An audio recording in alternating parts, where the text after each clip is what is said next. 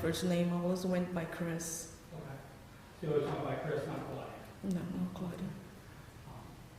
And so you've gone by Sobel, Bolte, and Hoerig. Yeah.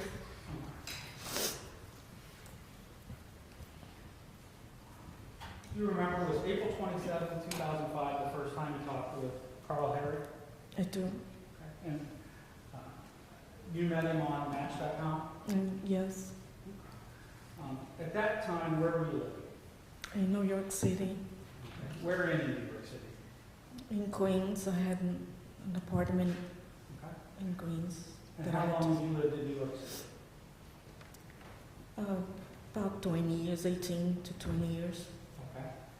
And you were living in an apartment or a condo at that time? I was living in a condo that I had just bought, I think in the year 2000, when I got a job with a CPA firm as an accountant. Okay. How much did you buy the condo for? I think I paid a little bit over 100,000. Okay. And it was... Or, I'm sorry, a little bit under 100,000. Yeah, it's a longer time ago, I don't remember exactly. Okay. And were you working in April 27th of 2005? Yes, I was doing well. I was working as an accountant in, well, I had left the CPA firm. Actually, at that time, I was working for a private company, communications. They publish books. They do communication. I think PR is called PR for writers. And you were working as an accountant? I was the controller, working as an accountant for the company. And you at times have hesitated. English is not your first language. No, I have a little bit difficulty sometimes understanding and speaking the proper expressions. What is your first language? Portuguese. And where were you born? Rio de Janeiro, Brazil. And when did you come to the United States? I think it was 1987, 88, or 89. I don't remember exactly. I'll ask it this way. How old were you when you came to the United States? Oh, okay. I was 24. 24. 23, 24, yes. And had you already gotten a college degree at that point? I'm sorry? Had you already had an advanced degree when you came? Yes, I had my accounting degree, bachelor's degree, 4-year degree in accounting. I was a straight A student. Okay. And that was in Brazil? In Brazil. And that was in Portuguese? That was in Portuguese. And so when you came to New York City, did you continue your education? Yes, I went to University of Hofstra. Could you spell that, please? I'm sorry. Hofstra, University of Hofstra in Long Island, New York. And I took more college accounting courses to supplement, to understand the terminology, accounting terminology in English better, to supplement my degree. Okay. But you did not get a second degree? No. I tried, they said it was not necessary. Well, I already had a degree, so I just took the additional accounting courses. Okay. And you stated before you were married to Dr. Bolte? I married, to Dr. Bolton.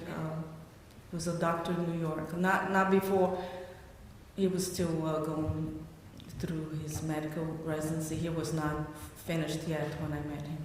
Okay. And how long were you married to him? 10 years. And you guys got divorced? Yeah, I filed for divorce because I was very abused by in my marriage. Just stop. So you filed for divorce? I filed for divorce. And the divorce was granted? It was granted. And how many years was that before you met Mr. Hoerig? Well, I filed for divorce in 98, so I was single for in 98, 99. And then I met Karl in 2005, so about 5 years. So let's jump back to April 2005. You met Karl on Match.com, right? Right. And initially you had some concerns about talking with him and having a relationship with him?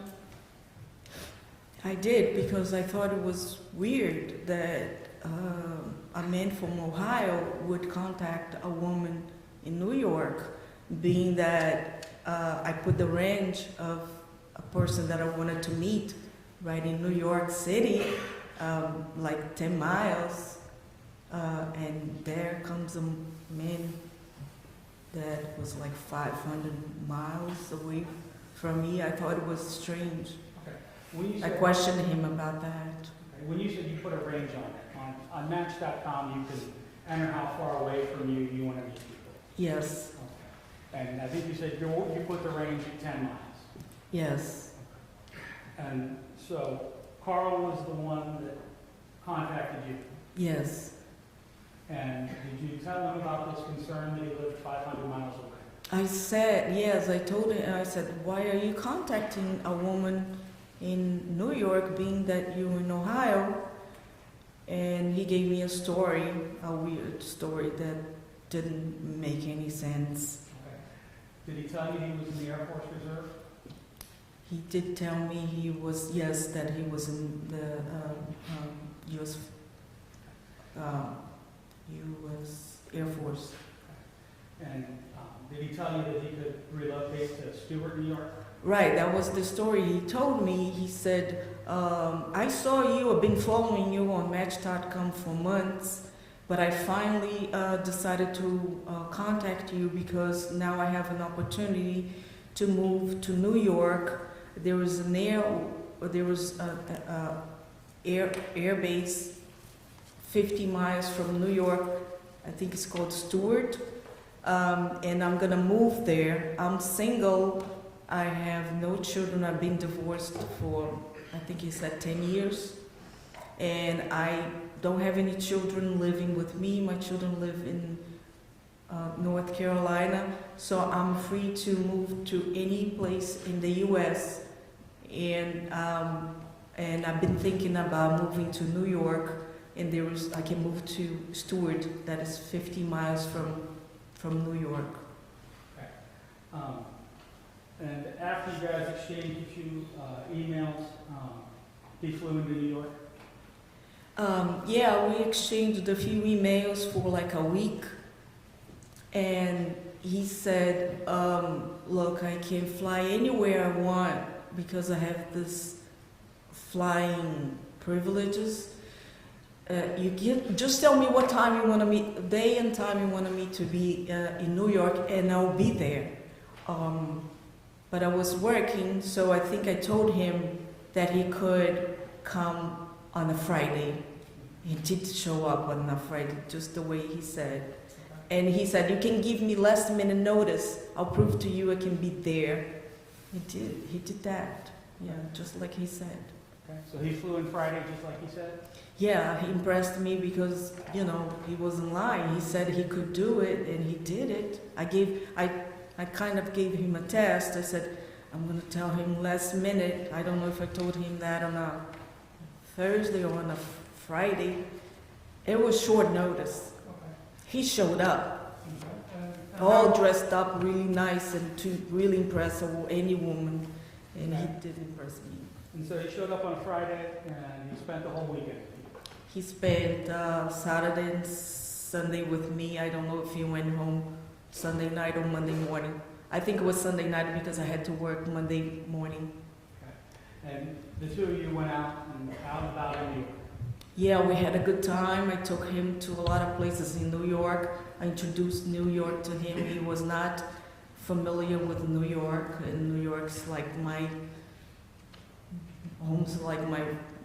it's my second home. It's almost like my first home because I was so young when I moved there. So I know New York very well, and I took him places. We had a good time. Okay. And when you spent the weekend in New York, who paid for it? We shared, really. And after he came and visited New York, you continued talking on email and the phone?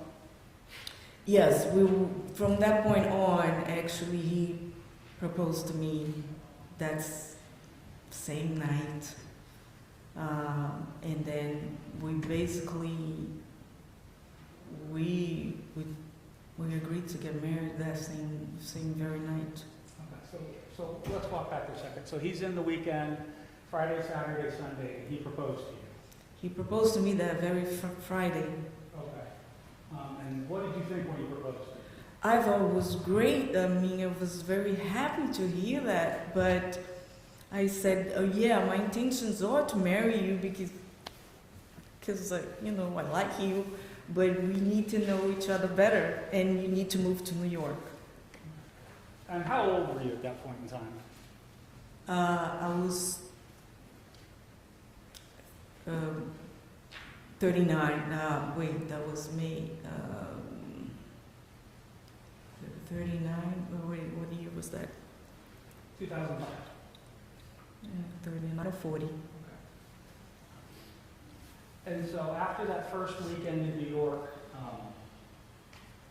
you flew out to Ohio to see him? Yes. Then was my turn. The first time he went to New York. The second time, he had a pajama party with his friends from the U.S. Air Force. Well, let's stop there and walk back. So you flew out to Ohio to see him? I flew, yeah, to this pajama party. He made me buy all kinds of outfits, pajama outfits. Well, let's walk through this. So you flew out to Ohio to visit him at his house in Warren, Ohio?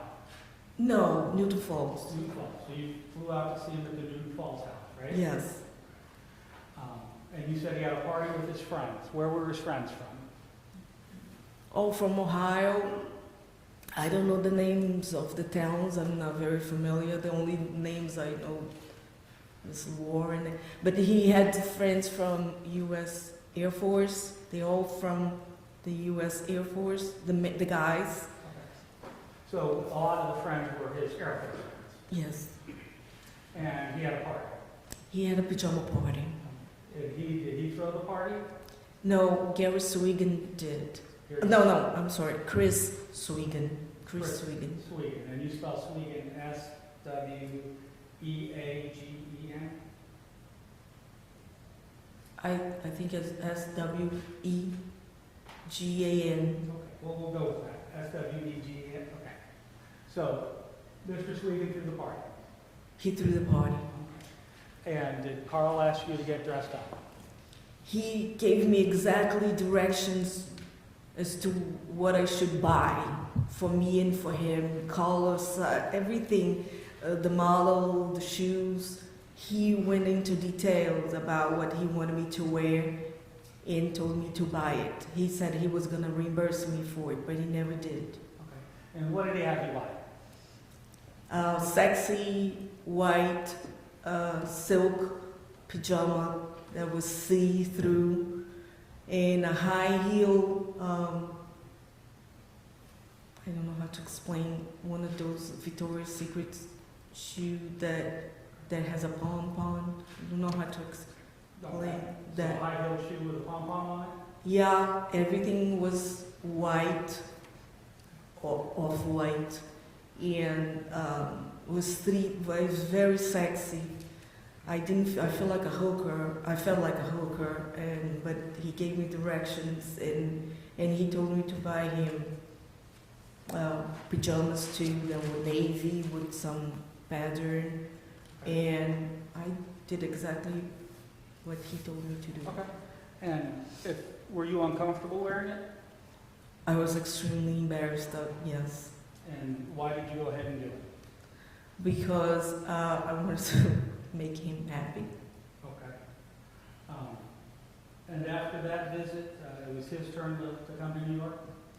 After that, he went to New York I think it was just a week after that. And did anybody come to New York with him? Yes, his son Brent. He was a 16-year-old.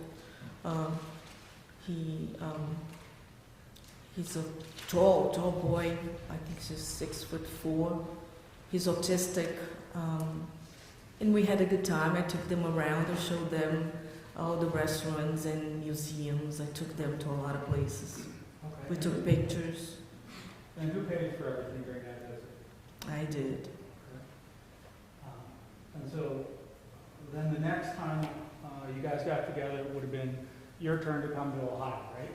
Yes. And do you remember when you came to Ohio? This whole thing took place in May. So I would say end of May I came. It was my second trip to Ohio. And did you go anywhere when you came to Ohio? Yes, we went to Putin Bay. When you came to Ohio, did you know you were going to Putin Bay? No. So can you tell us what happened? So you flew in to Ohio and went to his house in Newton Falls, and then what happened? He said we're going to spend the weekend somewhere, but he didn't tell me where. He said just bring a little overnight bag with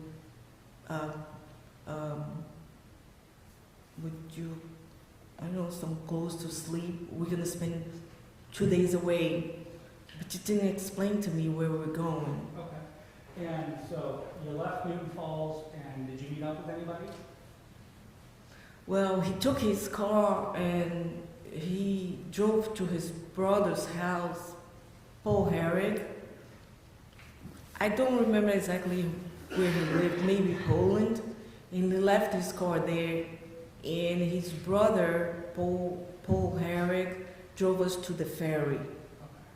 And were there any sort of discussions that you found unusual in the car?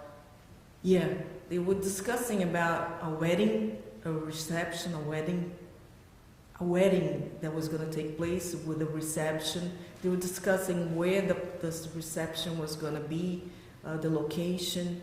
I wasn't familiar with the names, but they were saying names of hall. I wasn't paying much attention because everything was so foreign to me. I didn't understand the names of the places. So I was kind of in my own world, they were talking. I didn't know that actually they were talking about my wedding party, and I didn't know I was going to get married. Okay. And when you got to Putin Bay, all Paul's friends were there?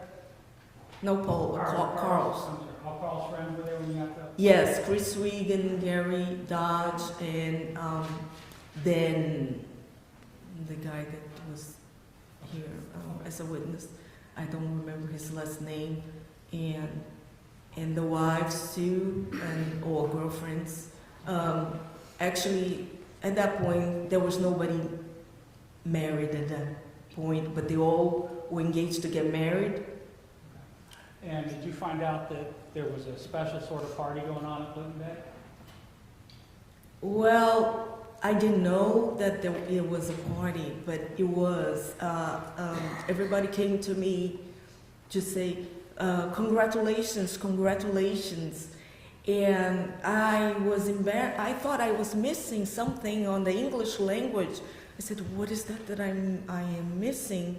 Because I don't know what they are congratulating me for. And I was just, thank you, trying to giving it enough time for me to pick up and understand what they were congratulating me for.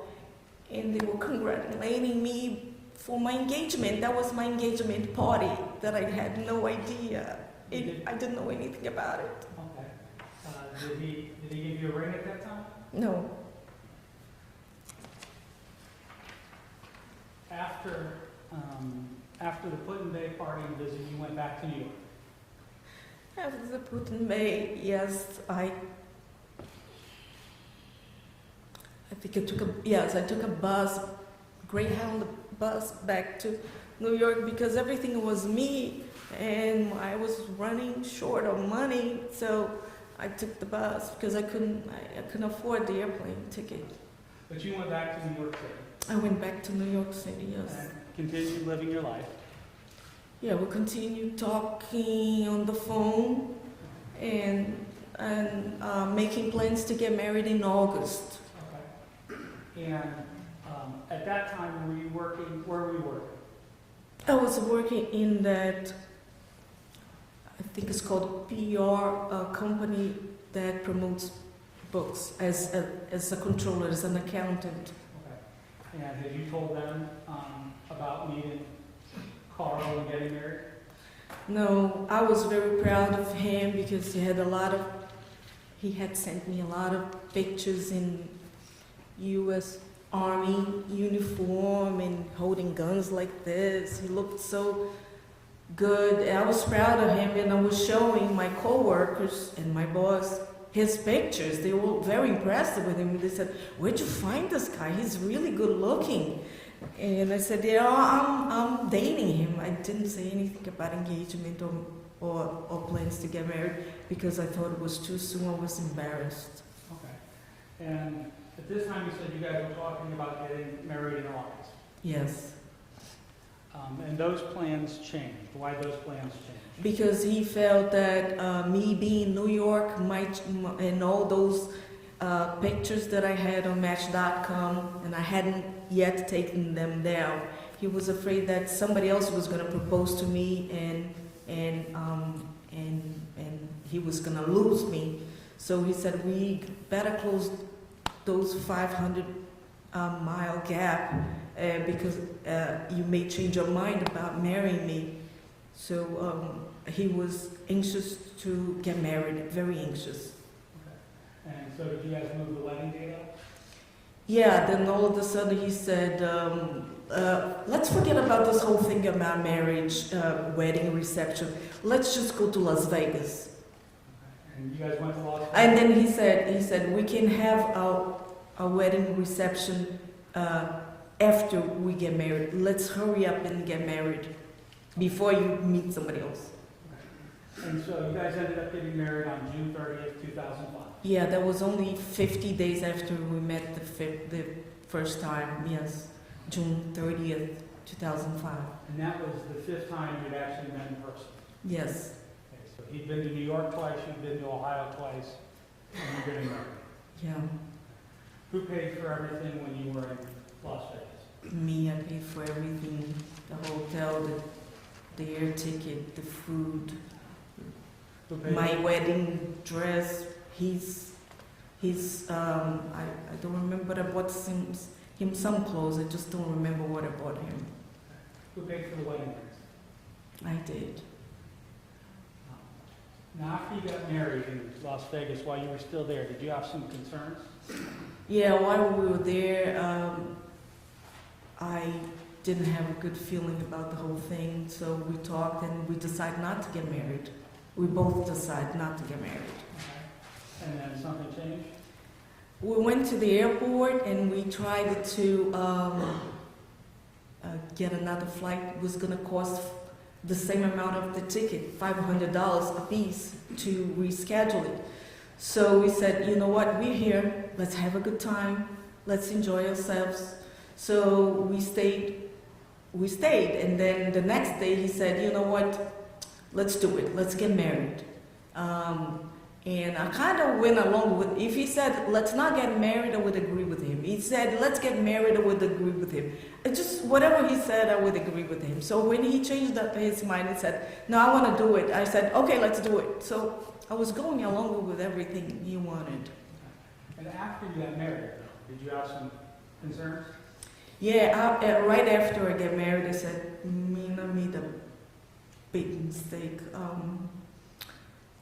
I wanted to know this thing, and he felt the same way. Actually, I started. He agreed with me, and as soon as we landed in Ohio, that same day, I think it was 4th of July. That same day, I said, "Karl, I'm going to New York. I'm packing my stuff." And I think I drove. Yes, I did drive. I drove that time. No, maybe not. Don't get confused. But I remember I told him, I'm going back to New York today. And I just, I said, we're going to annul this wedding, this marriage. I'm going back to New York today. So I left that day. Okay. And you went back to New York? I went back to New York. And you intended not to come back to Ohio? No, I intend never to come back to Ohio ever again. And you went back to the job you had in New York, right? I went back to my job. I was 2 days late. I believe it was a Wednesday, and I missed work Monday and Tuesday. So the reason why I'm getting confused with the car is because I gave a story to my boss saying that I drove there, my car broke down. But there was no car. I just got confused in my head. That was the story I gave my boss why I didn't show up for work on Monday. I didn't tell her that. Didn't tell her that I went to Las Vegas to get married. So you actually lied to her about getting married? I didn't tell her. I just didn't have the courage to tell her. Okay, why didn't you tell her? Because I was embarrassed of meeting a man in 50 days, marry a total stranger. Okay. And eventually you changed your mind and moved to Ohio. Why? Because I went back to Ohio that 4th of July, and I just went back to my job, and I told my boss, I'm sorry, I missed work Monday and Tuesday, but I'm here. This will never happen again. And I was there for 2 weeks. And then after 2 weeks, he calls me 9 o'clock in the morning and say, when you coming back? Let's stop there. When you said he called, who called? Karl. So Karl called you at 9 o'clock in the morning. I was at work. And what happened? He said, did you tell your boys yet that you got married? I said, no, I haven't. He said, well, you have until noon to tell your boss that you married me, this man in Ohio. And I said, and then he said, if you don't, I'm going to tell her. I think before he said, I'm calling your boss now, I'm telling her that you married this man in Ohio. I said, no, I want myself to tell her that what I did. I don't want her to hear from you. And he said, I'll give you until 12 noon for you to tell your boss. If you don't, I'm going to call her and tell her. And did you tell your boss?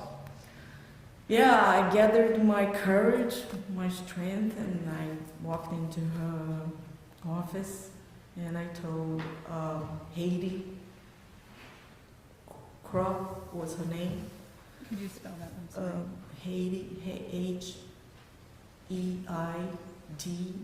Cross, Krupp.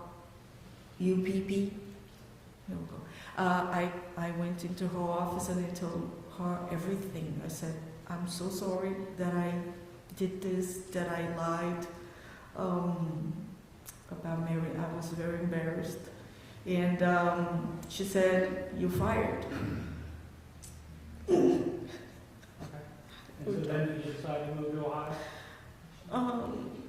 I was expecting that she would not fire me. I expected that she would keep me and I would annul my marriage, but she fired me. And then it was so hard to get that job because I had been fired from my other job and my resume wasn't looking too good. Imagine being fired again. New York is competition is very hard, and if your resume is not very good, you don't stand a chance. So I knew that for me to get another job with that, that bad record, it was not going to be easy. So I saw I lived from paycheck to paycheck, so I knew that it was not going to be easy for me to find another job. And so I felt that I had no choice. I had to move to Ohio because it was not going to be easy to find another job. Well, you talked about. Oh, so he, oh, I'm sorry. Just wait a second. Let me ask you a question here, Chris. You talked a little bit about living paycheck to paycheck, right? Yes. Now, you did have a decent sized sum of money saved up, correct? Yeah, but that money was not to use on a day-to-day basis, was just, you know, to keep that money.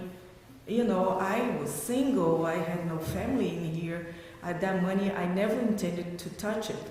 Okay, and how much money was that? 40,000. Okay, $40,000? $40,000 Okay, and where did you keep that? in a safe deposit box. And so you decided to move to Ohio to try and make your marriage work? Well, because he gave me this ultimatum and I lost my job, I had no place to go but come here. At least I would have a roof over my head, and I thought I was going to have food. I thought I'm not going to have a lot of expenses, so I'm going to move there. And also he said something very nice that it compelled me to come. He said, you belong here with me, your husband, in Ohio. You belong by my side. Let's forget about everything that happened. Let's start fresh. We belong together. I thought those words were very sincere words. I believed those words. And you still had your condo in New York? Yes, And were you able to rent that out? I rented that out. And so when you moved out to Ohio, what did you find? Oh, I found Brent there. His 6'4", 16-year-old autistic son there, and I was confused about what he was doing there. And why were you confused about the fact Brent was living with him? Well, I didn't know he was living there. I thought he was spending some time in there, but it was our honeymoon. I didn't expect to see his kids spending vacation or some days in Newton Falls. He lived in North Carolina. I was surprised to see him there. Karl told you that Brent lived with his mother in North Carolina. Yes. So you move out here to Newton Falls, and you're living with Karl and Brent, correct? Well, yeah. He said, well, the situation with my son, his mother's not raising him correctly. He gained a lot of weight. I want to straighten out this boy, his hygiene and everything, so I need him with me for a while. Do you mind? If I said no, it was going to be a big problem. I said, well, okay. Oh my God, he's already here. And you were in Ohio for a little bit, and then Karl left for Texas. Yeah, we married June 30th, came back from Las Vegas, like first week of June. And then 30 days later, he told me he was making a career change. He was gonna be with the U.S. Air Force part-time, and he was gonna join Southwest part-time. Well, I think he lied to me. He said he made $120,000 with the U.S. Force, and he was gonna take a pay cut, be part-time with the U.S. Air Force and part-time with Southwest. Together, his income was going to drop to the same thing I was making. I was making $62,000. He was going to make a little under what I was making, maybe $60,000. So, but it didn't matter to me because I had my own money. okay, well, let's stop and work our way back. So you've moved out to be out with Ohio. Sorry, you've moved to Ohio to be with Karl, right? Yes. And he left to go to Texas for training in Southwest Airlines. Yeah, only 30 days. He just announced to me, look, I'm going to make a career change here, and I need to be away for 3-4 months. You're going to be here along with Brent, because Brent cannot be by himself, but you were married. Legally he can stay with you. And I was, okay. Okay, so let's stop there. So he just says, you're gonna live here with Brent, and he leaves for 3 or 4 months. Yeah, 30 days after we got married. Okay. And you'd only met Brent at one time in New York? Yes. And did he leave you any money or any funds to take care of yourself or to take care of Brent? No, I had expectation that he would pay for my food and Brent's food because I wasn't working. I had savings, but I had no intentions of spending that money. And he left us with no money to eat, not for me or Brent, nothing. So I had to feed ourselves, me and Brent. So I used the money, the savings that I had. I started using that savings for food, for clothes, for me, for Brent. Brent ate quite a bit. He was a big boy. He liked his snacks and a lot of soda, a lot of, they don't call it soda in Ohio, they call it pop, a lot of pop. He ate quite a bit. Okay. And so after 3 or 4 months, Karl comes back from Texas.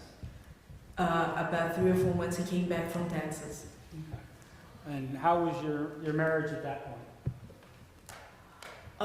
Not good because Karl lived in the past and he couldn't accept anything going wrong. He had high plans for Brent.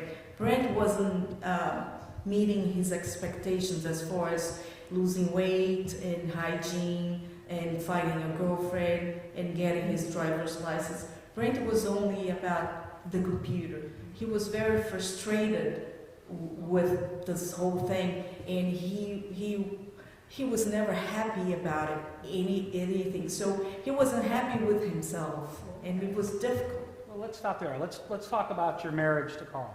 How was your marriage to Karl when you got back from being gone for 3 or 4 months? It was not good. It was not good because, there was a kid there that he felt responsible to straighten out that boy, and he wasn't succeeding. He was taking it hard. He was not well. And in December of 2005, you and Karl went on a trip? Yes, we went on a trip to Brazil. Okay, and why did you go to Brazil? To meet my family. Okay. And how long were you in Brazil? Maybe 2 weeks, 10 days, 2 weeks.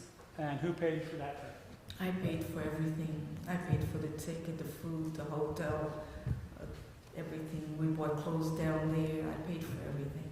Okay. And in December of 2005, you found an accounting job in Ohio, right? Yes, I did. And what did you use the paycheck from that job for? Oh, I paid every expense in the house, food, everything. If he needed paint for the house, he was always remodeling. He had an obsession with remodeling, repainting walls all the time, taking walls down. He was always rebuilding the house. So I paid for everything except for the mortgage and the electric. Everything else was on me. Everything was on me. He was always sending me to store. Go to Home Depot, go to Lowe's, buy this, buy that. He would give me a list. Go to the supermarket. I want this, this, and that. He would tell me exactly what he wanted, he never gave me money for those things. I just had to go and bring those things home, and I used my money. Okay. Claudia, I'm going to show you what's marked as exhibit I-1.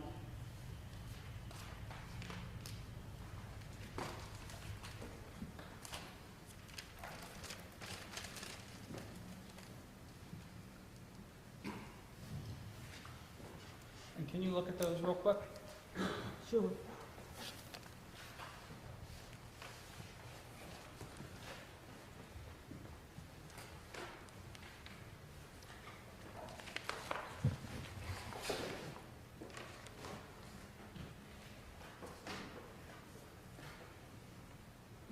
Yes. Do you know what those are? Yes, I do. And what are those? This is Karl's first email to me on Match.com. Okay. And there's more than one page there? Yes, there is his second email to me as well. Okay. Can you look at the whole packet, all the pages, and tell me what they are?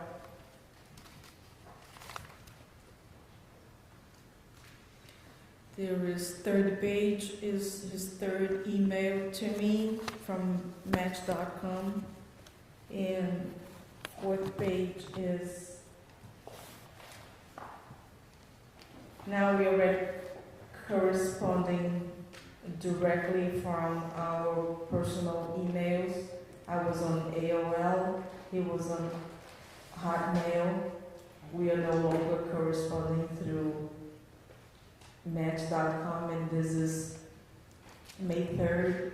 That's Well, without saying what's in the emails, is that packet the correspondence between you and him on Match.com? yes, those are emails that we exchanged since the day we met on May 27th until we see here May 23rd. No, sorry. We met on April 27th, and here there are emails through May 23rd, May 25th.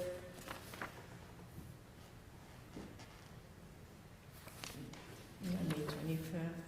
Yes, through May 25th. So about 30 days of emails. Okay. And there are some handwritten notes on those? Yes, Whose notes are those? mine. And you've reviewed this exhibit L1 before? Yes, Or I1, sorry, I1? Okay. Is this a true and accurate record of the emails that you and he sent back and forth? yes, it is. Now, jumping back to, where I was. In the middle of 2006, you switched jobs in Ohio? Yeah, it's either June, July, or August of 2006. Okay. And why did you switch jobs? He got me a new job in a CPA firm through his friend David, who had a CPA firm. So he got me a better job, money-wise. Okay. And how much did you make at that new job? I was making $62,000 a year. It was over $5,000 a month. Okay. And when you moved to Ohio, you opened up an account with Sky Bank? I did. That account was only in your name? Only my name, and actually I used my Bolton last name. I didn't switch to his name because I thought the marriage was not going to work, so I didn't bother using his last name. Okay. And your New York driver's license said Bolton. I used my New York driver's license with the name Bolton because I didn't want to lose his last name. I really knew this was not going to go anywhere, this marriage. And this account was totally separate from Karl's account? We always kept money separate. I never saw $1 of his money. I don't know what his paycheck was, how much it was. I never seen it. He never showed it to me. And so your accounts were always completely separate? Completely separate. And you paid for everything but the mortgage and the electric out of your account? Yes, I was, we didn't discuss it. He just had a way to make me pay for things. Even though we didn't discuss it, I wind up, because he would pay for the food, and he wanted to eat good. He said, what are we having for, I want to eat such and such for dinner. He actually gave me a menu. I had to follow a menu of food. Monday is this, Tuesday is that. I had to follow that menu. They had recipes and I had to follow it. And I had to produce that. Cook, buy and cook. He assigned that to me. And during your marriage to Karl, he was often short of money, right? Well, he was always cornering, putting me against a corner for money. I don't know anything about his expenses, actually, about his money. He never told me, he never disclosed that to me. I never seen a bank statement of his or a paycheck. I don't know much about his finances. I'm going to show you what's been marked as Exhibit J1. Do you know what those are?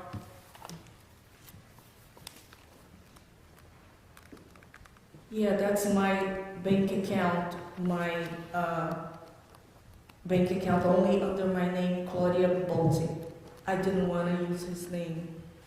And that's your Skybank. That's my Skybank, but I had another bank account, city bank account, and I don't know why it's not in the records. Okay. I paid a lot of stuff. My credit cards was out of the city bank account. Okay. But those records are your Skybank account. My Skybank account. And do you know when those records start? What the first month of those records are? Well, I noticed that this starts 6 months after I opened the account. I opened the account in July of 2005, but this starts in January of 2006, so it's missing 6 months in here. Okay. Is it January 2006 or March 2006? Says one. Okay, so it started. January of 2006. Okay. And when did they end? And March 16, 2007.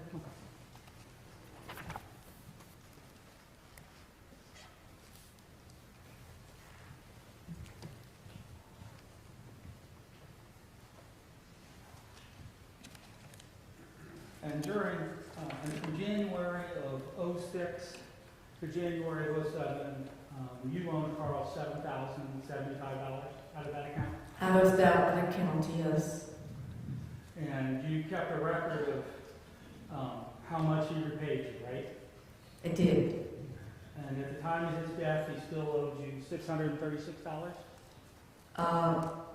Yes, another purchase that I bought some trees for the house and plant, and he said it was going to pay me.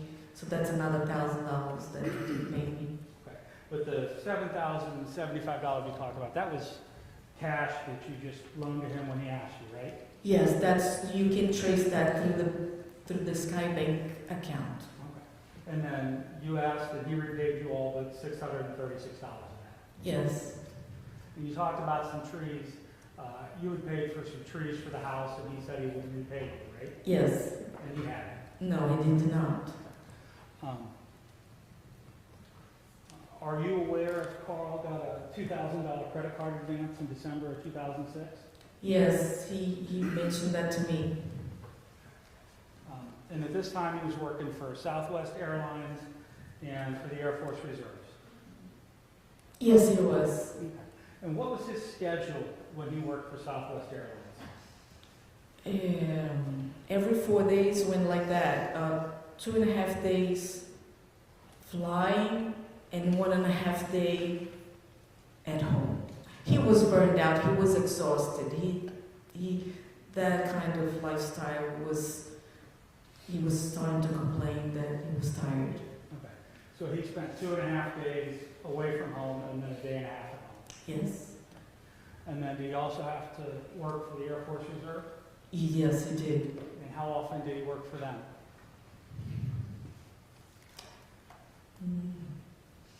I want to say twice a month, but maybe it was weekly. I'm not 100% sure about that. Okay. And on that day and a half when Karl was home, did you guys go out and eat and do all sorts of those things? Yes, we always went out to eat. And did Karl have any specific requirements for the way you dressed when you went out to eat? Yes, Karl always picked my clothes and laid it down on the bed, and he picked the shoes. They had to be open-toe shoes. I was not allowed to wear boots or only for work, but or closed-toe shoes with him. I was not allowed, even if it was snowing out. I was not allowed to wear shoes like this type that hides the toes. I was not allowed to do that. Okay, so Or wear jackets or coat, even if it was snowing out. I was not allowed to wear that kind of clothes. Okay. And let's walk back. You picked up and showed the shoe you were wearing Yes. just now, and it's a closed-toed heeled shoe. It's a No, closed-toed. You can't see your toes. no, the other way around. I had to wear only shoes that would show my toes. Right. What I was saying is the court reporter can't show what you are doing. So when you picked up and showed your shoe, that's a shoe that you can't see your toes with, right? That type, I was not allowed to wear that type of shoe with him. Okay. So, and when you went out to eat, who paid for the meals? I paid for the meals. Did you and Karl often go out with his friends from the Air Force? Yes. Okay. And did he have requirements for what you wore then? Yes, he always picked my clothes. I had to wear all silk shirts, had to be a certain cut, a certain type. He picked all my clothes, always picked my clothes to wear when I was with him. He didn't care what I wore for work, but when I was with him, I had to wear only what he picked for me to wear. And as you saw earlier, at the time of Karl's death, you had about 70 pairs of shoes and all sorts of other outfits. Yes, I always had a lot of clothes. Did some of those come with you from New York? Most of it. Okay. And it was out of that group that he picked what you wore? Yes, exactly. Now, did you pay for those clothes? Hi, yes, I paid for everything I ever owned. He never bought me one piece of clothes. And my clothes, they were very cheap. They were like $5, $10. If you ever find anything $25, it was an exception. My clothes were cheap clothes. Okay. And where did you buy those clothes? JCPenney. You're a New York girl at heart, right? I'm a what? A New York girl at heart? You're a New Yorker? Oh yeah, because I'm a city woman. I came from Rio de Janeiro, which is like New York. New York doesn't have the beach, but the feeling is the same. That business, a lot of people are used to that kind of environment. Did you like to wear the same outfit multiple times? The same set of clothes? Did you like to wear the same set of clothes over? No, I'd rather wear different style, cheap but different. Even if it's $3, $5, I just wanted to wear it and not to worry about it anymore. That's what women do in New York. They buy cheap clothes, lots of it. When Karl was home and you guys were in the house, did he have specific requirements for what you wear? Yes. Basically, I could only wear a skirt, short skirt with heels. He liked that pom-pom heel, but I could wear other shoes as long as it was high heel, open toes, and just a very small top. During the day, but if it was other times it was later at night, I had to walk around just in heels, no clothes, naked. And why did you put up with all of this? I want really to be married. I want to make him happy. I was used to high demand. I came from that kind of background that, people were hard on me in my life, and I kind of was used to high demand, and he wasn't.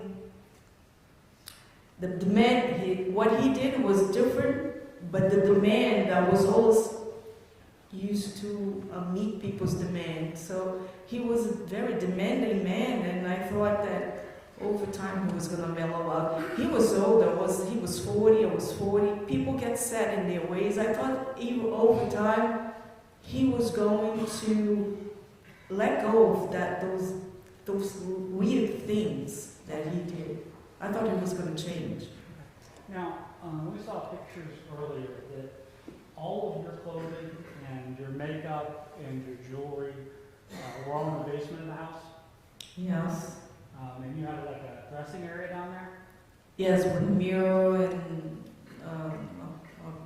a surface where I can roll my makeup and jewelry. Why was all of your stuff in the basement? Because Karl did not allow me to keep anything of mine in the bedroom. I was not allowed to keep, even if it was a sock, a piece of socks, nothing, not even my shoe. The only piece of thing I was allowed to keep in the bedroom was that shoe with the pom-pom. He loved that shoe. He allowed me to have that there, but no other thing, nothing, not a makeup, not a piece of anything of mine. He didn't like that, but that was my bedroom for sleeping. Okay. And you had a computer. I had a computer And where'd you keep your computer? in the basement. Okay. And at this time, Karl was gone, what, 2.5 days every week, every 4 days? Yes, So 2.5 days you were home alone, and then he was there in a day and a half. yes. Did you get to pick out any furniture for the house, any furniture for the family room or anything? No, the house only belongs to him. He was the only one allowed to pick colors for the walls or furniture. I was only allowed to clean and cook, but the house was his. I wasn't allowed to pick anything for the house. Now, there was a foosball table?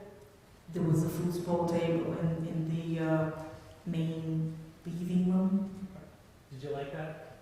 No, I thought it was weird. I wanted to have furniture in there. Let's walk back to July of 2005, right after you guys got married. You got pregnant. I got pregnant. Okay, was that a surprise? It was a surprise because I was married 10 years before and I never got pregnant. And I thought that I was already 40. I thought that it was too late for me to get pregnant. I was not going to. My first husband had problems, and I guess that's why I didn't get pregnant. Okay. But still, Had you and Karl talked about having kids? we did. You didn't? No, we didn't talk about the kid stuff, and he asked me how I felt about kids. I said, I don't mind if I never have children. I'm so used to. I don't know. I'm old now. I don't think about those things anymore. I don't think about becoming a mother because I think I'm too old for that. How did Karl react when you told him you were pregnant? It was not a good reaction. He said that I set him up, and he didn't want anything to happen to my body, which belonged to him. He didn't want me to have stretch marks like it happened to his first wife, and he hates stretch marks, and he said they can cause all troubles, sexual trouble, difficulty, sexual difficulty with his first wife, Rhonda, because she had stretch marks, and he didn't want to take a chance of me getting stretch marks. He didn't want me to get pregnant, to wreck my body. And did he suggest a course of action to you? He said he was looking for an abortion clinic for me to have an abortion. Did you want to have an abortion? No, I said, I'm sorry, I'm not going to have an abortion. I didn't plan this, I didn't want to, didn't think I could get pregnant, but I didn't think about motherhood. I didn't crave it because I never felt it. But once I had that thing inside of me, I wanted it. I didn't want to have the abortion, no. Did this cause a lot of stress between you and Karl? Very, very much so. And what happened? Well, when he realized that I'm really not gonna have the abortion, he started torturing me psychologically, physically, finding ways to stress me out so I would have a natural abortion, what do you call it, a miscarriage. Sleep deprivation. He would make me run miles, and then he would leave me out in the middle of the woods in Newton Falls, dark like 6 p.m., and then disappear. I would freak out and start running real fast because I was scared that he left me behind. So I started running. I was pregnant, and I guess that it wasn't good. It was early pregnancy. He would do that kind of, and he wanted me to get in real good shape. He made me do workout with weights, and he was like a personal trainer while I was pregnant. I guess all of this made me have the miscarriage. Okay. So you had a miscarriage? I did have a miscarriage, yes, in the middle of the night, and I woke him up and said, Karl, I'm feeling a lot of pain. I hadn't seen the blood. I'm having a lot of pain here, like I'm having my period. And then I sat on the bed, and then I looked down, and there was blood. I said, there was blood here, there was blood. I didn't have experience with that. There's blood. It was the middle of the night. He said, okay, we'll go to the doctor in the morning. And we went to the doctor in the morning. And you had a miscarriage? I had a miscarriage, yes. And what happened after the miscarriage? Well, I became very depressed with that because I was already looking to baby's clothes, even though he didn't want it, but I was determined to keep it. I was looking to baby's clothes, and he caught me looking at that. He said, what are you doing? I said, Karl, please, don't talk to me about that. Okay, so I kept I was tuning him out, and I just decided I was going to have that baby, and he decided I was not going to have that baby. So he was doing whatever he was doing to make me not have it, and I was doing whatever I need to do to have it, to keep it. So we just going in opposite directions. There was a lot of friction between us at that time. And then in February of 2006, you got pregnant a second time? I did. Was that also a surprise? It was. How did Karl react when you told him about the Oh second? man, he said, we already discussed that. You keep setting me up. You're going to have an abortion. I said, Karl, we already discussed that. Don't even bring it back. Don't bring it up to me. We're not discussing pregnancy in this house. We're not discussing it. Okay. And you had a... But, you know, he had his silent tactics with me of not letting me sleep. He knew what he was doing. I didn't realize at the time that they were torture tactics to make me stressed, that my body would reject that pregnancy because of the level of stress. He knew exactly what he was doing. He would do mental torture, not let me sleep, even though he knew I had to wake up early because I was already working with my first job. So I was exhausted pretty much because it was tax season and all. It was about February, March of 2006. Well, let's talk about that. So Karl would be gone for every 2.5 days out of 4, right? Mm-hmm. That's a yes? That's a yes. Okay. And then when he was in town, he wanted to stay up late and watch TV and spend time with you, right? I don't know if you call that spend time with me. I was obligated to watch TV with him. He would lay down on the couch, and I had to sit by his foot and just not move like a statue.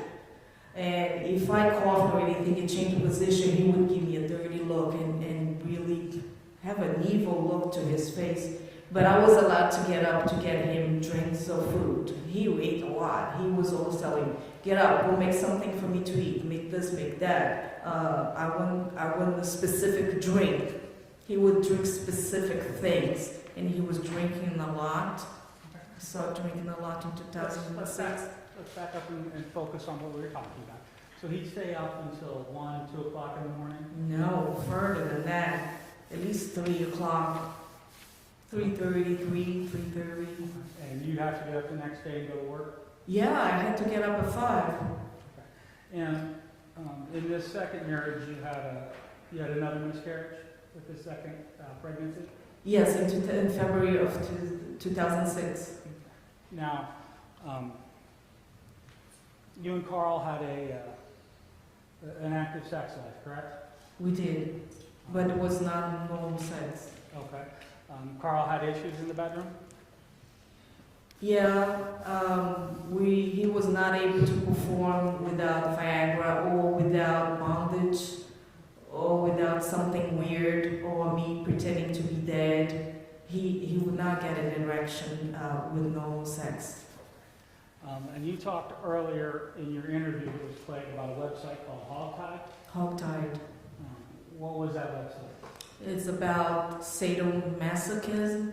It's about bondage. Okay. And would he make you do things he saw on the website? Yes, but this all took, yes he did, but this was all after we got married. He never hinted to me that he had any sexual issue or fetish. Is that called fetish? Fetish. I cannot say that word. Do you know what I mean? I never noticed before we got married. What I know is that he was very nervous about his penis. He had a lump in the middle of his penis that he said some woman, when he was deployed, he went to Germany. She sat on his penis. She broke it. He has this lump, and that turned into cancer. He was freaking out about having cancer, and he was freaking out about not performing. He asked me if I was going to leave him. I said, no, I know that a lot of men have sexual issues because they get nervous and they cannot perform. I didn't see anything wrong with that. I didn't see it coming. I didn't think anything of it. As this went on and all this went on, again, why didn't you leave? Because I thought, he's 40.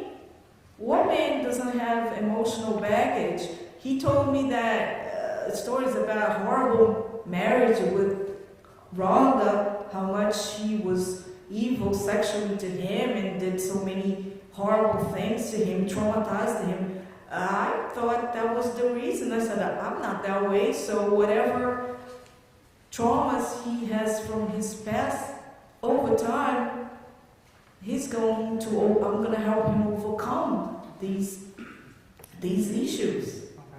Okay. And in 2006, Karl approached you about getting a maid, correct? Yes, that was end of 2006. Okay. And where did you want to get a maid from, and why did you want to get a maid? He wanted a maid from Brazil. He wanted to be like, he watched a show called Big Love, which is a man with multiple wives, and he wanted to bring a maid from Brazil. He said, you work a lot, so she will do the house cleaning, and she will be like my second wife, and you're only going to get the good part, you're going to get the sex, she's going to do the cleaning, and then we're all going to have sex. It's going to spice up our sex life. Okay. And did you give him your opinion about that idea? I did. And what was your opinion about that idea? I said, talk to the hand. I'm not listening to this kind of stuff. Okay. And how did that go over? He wouldn't stop. He was also say the same thing to me. Talk to the hand. I want this maid. You're going to make it happen. You're going to file the papers. You know exactly what to do. I want this maid here. and we both would talk to each other, talk to the hand. We're not listening to each other. And I think on your interview you talked about another show he liked called Miles High. Miles High. And what was that TV show about? Miles High was about the lifestyle of that he really, that's the whole reason why I think now he left the U.S. force. Miles High was about pilots and the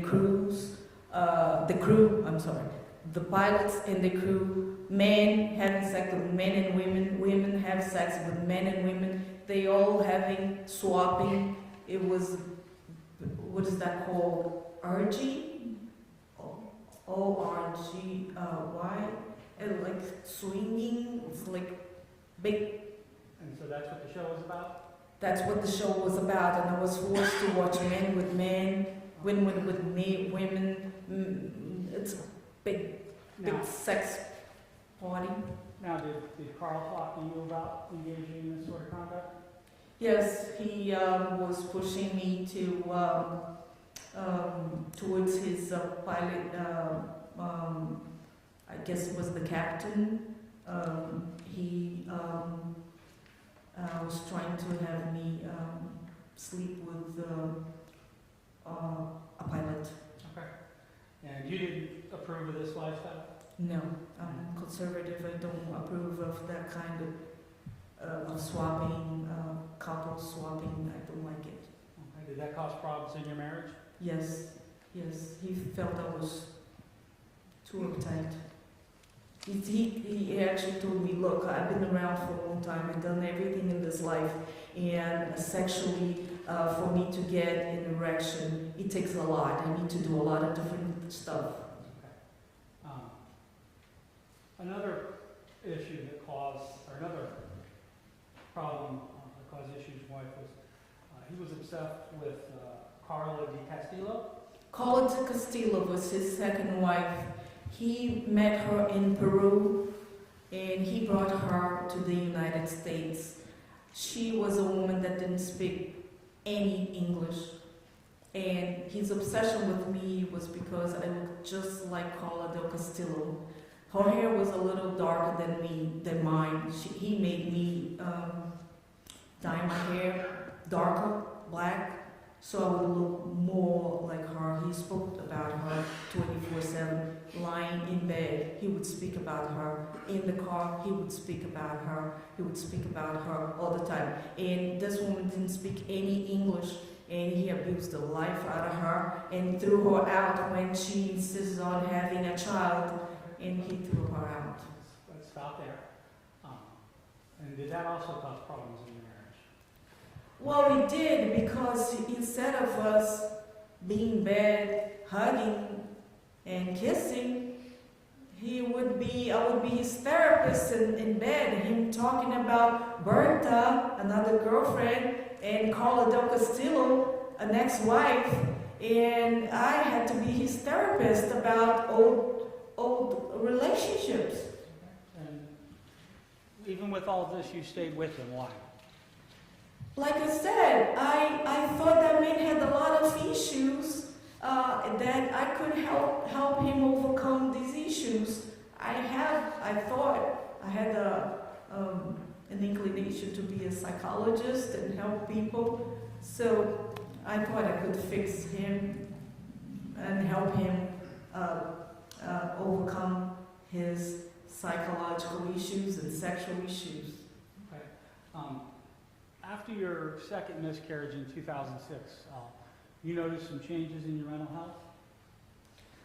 Oh yeah, a lot of changes. My physical, first of all, I started gaining weight. The depression caught up with me from the first miscarriage, and then the second miscarriage. Me working a lot, not getting enough sleep, a lot of demands. I have to keep the house perfect. He once got home and there was one single glass, dirty glass in the sink. He said, "Come here." He sat me on the couch like a little girl and said, "You know, if you clean the house 99 times and you don't clean it once, to me it's like you never clean the house 100 times. So he made me understand that he wanted a perfectly clean house in a glass in the sink. Him coming home from a trip, he didn't expect to see that. So he was very demanding on me. So it was a lot of demand on my physical, so many rules that I have to follow. I cannot do this, I cannot do that. I have to wear this clothes, I have to wear that clothes, I have to eat this, I cannot eat that. So I can speak, I cannot think, I cannot have an opinion. I couldn't do anything. I had to be invisible. I have to be like a robot, a geisha, a doll. I wasn't a human. He didn't treat me like a human being. He didn't treat me like I was a person. Then I became depressed. After Brent left, I think it was June of 2006, we had, he was more affectionate, but he fell apart. All his mental issues were surfaced. Let's stop there, okay? And then let's back up and ask a question. So you talked about in mid-2006, Brent left the house, right? Yes. He went back to his mother in North Carolina. And you noticed the change in Karl at that point in time? I did. And what sort of changes did you notice? Well, he became more affectionate, but at the same time, he became more fragile. It's like letting me see what really was inside of him.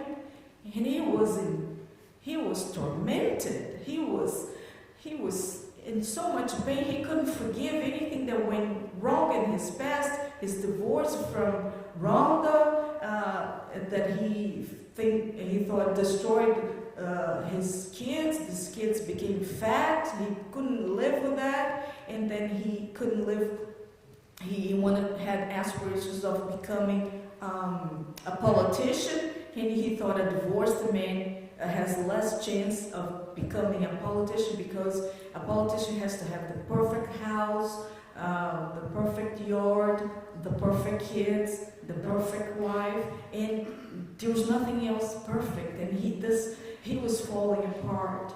So I had to take care of my own psychological issues, had to work long hours, and I had to take care of Karl, that was falling apart because of his daughter getting pregnant, 18-year-old daughter getting pregnant. Brent, his son, going back to North Carolina, he had no control. He was a control freak. He had no control over his kids. He has no control over anything. He was freaking out. He was drinking. He was in bad shape. And then he started having bad landings, airplane landings with Southwest. He would come home and say, I'm going to lose my job. I'm going to lose my job. So I had to be a therapist for him and say, calm down. Okay, well, let's stop there. So there was a lot going on with Karl's life at that time. A lot. And could Karl go see a doctor or a counselor or a psychologist?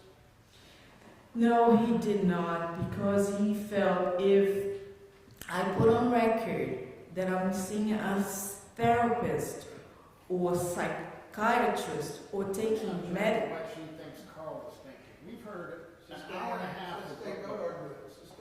Go to another question. So the issues with Karl made your depression worse, right? It made my depression worse. Okay. And in late 2006, you attempted suicide for the first time? What day? Late 2006, early 2007, you tried suicide for the first time? Yes, Okay. And how did you try to commit suicide? with a gun. Okay. And that was the gun that was in the house? Yes, Karl's gun. And Karl kept a number of guns in the house? Many guns. And early in your marriage, you'd expressed to Karl that you had concerns about living in the country and your safety? Yes, because coming from a big city, you always worry about people breaking into your house. And he said, I don't have keys to the house. I said, how could you not have keys to the house?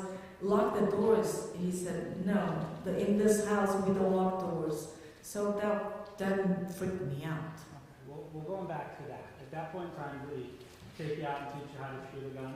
Yes, And was there a pistol in the house that you knew about? yes, And was that the gun you tried to commit suicide with? yes. When you tried to commit suicide, what stopped you? I didn't have the courage to. So you put- I was afraid of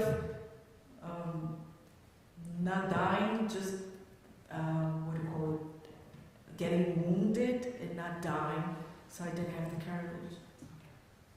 And then we move forward to February 7th of 2007. You remember that day? Oh, say it again. What time? February 7th of 2007? Oh, yes. And on that day, you took all the sleeping medication you had? Yeah, the sleeping pills, about almost 30 And you were at your house, right? in Newton Falls. Yes. And you told Karl that you did this. I told Karl, look, Karl, I did this. I just want you to know that I took those pills. And I probably will die, but I don't want to die in this house because I don't want you to be responsible for my death. So I'm just going to get in my car and drive away, and I'll die somewhere else. It's not going to be your fault.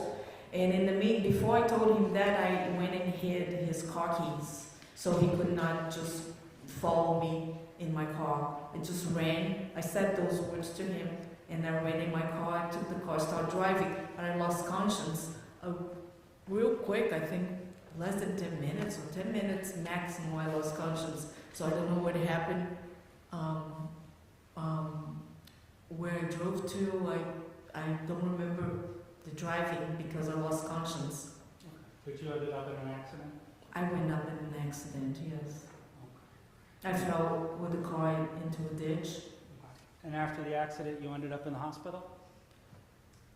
Well, they took me to the hospital, they revived me, and they released me, and we were waiting in some room for paperwork, and the nurse said, okay, so she asked him, Mr. Karl, are you ready for Miss Hoerig to come back home?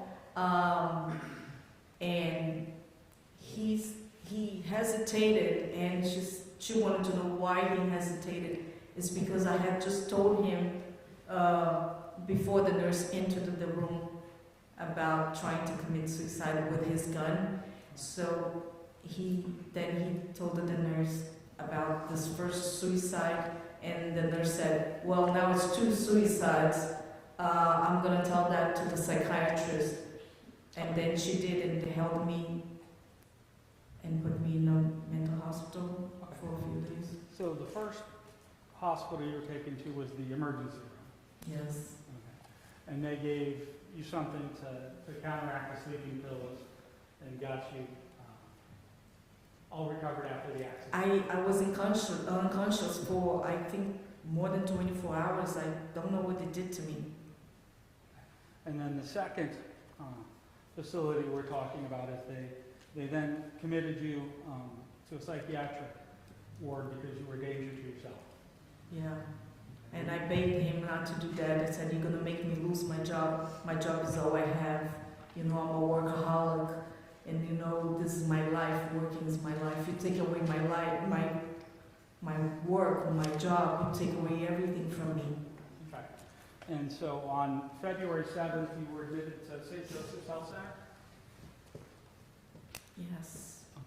And can you look at what's been marked as Exhibit K1?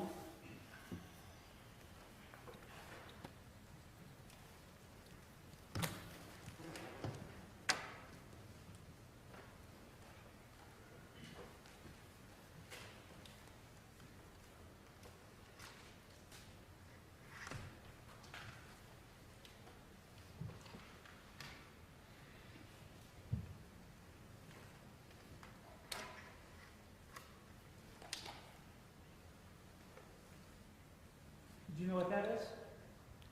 Someone's of David, someone that worked at St. Joseph health center is saying something about my health, Can you look mental at, health. can you look at what's after the first page? Do you recognize the information on the second page?